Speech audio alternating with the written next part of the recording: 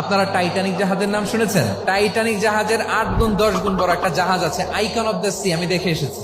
Royal Caribbean দেখে এসেছি। সাগরের সামনে জেটিতে যখন দাঁড়ালাম, জাহাজটা যখন যায়, আমার মনে হচ্ছে একটা শহর, পুরো একটা শহর মনে হয় পানির উপর দিয়ে ভেসে যাচ্ছে। পড়েন সুবহানাল্লাহ। এই যে আইকন অফ দ্য সি, এই জাহাজটা, এটার ভেতরে স্টেডিয়াম আছে, সুইমিং পুল আছে, রেস্টুরেন্ট আছে, 3000 4000 রুম বিশিষ্ট, কক্ষ বিশিষ্ট হোটেল আছে।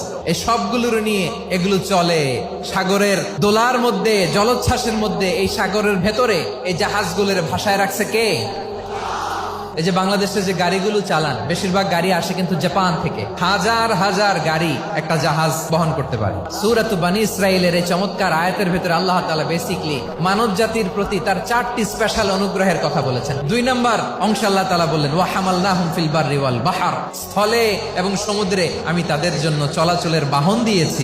আপনারা টাইটানিক জাহাজের নাম শুনেছেন? টাইটানিক জাহাজের 8 গুণ 10 গুণ বড় একটা জাহাজ আছে, আইকন অফ দ্য সি। আমি দেখে এসেছি। রয়্যাল ক্যারিবিয়ান দেখে এসেছি। সাগরের সামনে জেটিতে যখন দাঁড়ালাম, জাহাজটা যখন যায়, আমার মনে হচ্ছে একটা শহর, পুরো একটা শহর মনে হয় পানির উপর দিয়ে ভেসে যাচ্ছে। পড়েন সুবহানাল্লাহ। এই যে আইকন অফ দ্য সি, এই জাহাজটা, এটার ভেতরে স্টেডিয়াম আছে, সুইমিং পুল আছে, রেস্টুরেন্ট আছে, 3000 4000 রুম বিশিষ্ট, কক্ষ বিশিষ্ট হোটেল আছে।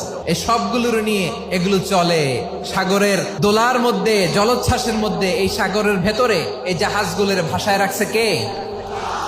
এই যে বাংলাদেশে যে গাড়িগুলো চালান, বেশিরভাগ গাড়ি আসে কিন্তু জাপান থেকে। হাজার হাজার গাড়ি একটা জাহাজ বহন করতে পারে। সূরাত বনী ইসরাঈলের এই চমৎকার আয়াতের ভেতরে আল্লাহ তাআলা বেসিক্যালি মানব জাতির প্রতি তার 4টি স্পেশাল অনুগ্রহের কথা বলেছেন। 2 নম্বর অংশে আল্লাহ তাআলা বললেন, ওয়া হামালনাহুম ফিল বাররি ওয়াল বাহর, স্থলে এবং সমুদ্রে আমি তাদের জন্য চলাচলের বাহন দিয়েছি। সুবহানাল্লাহ।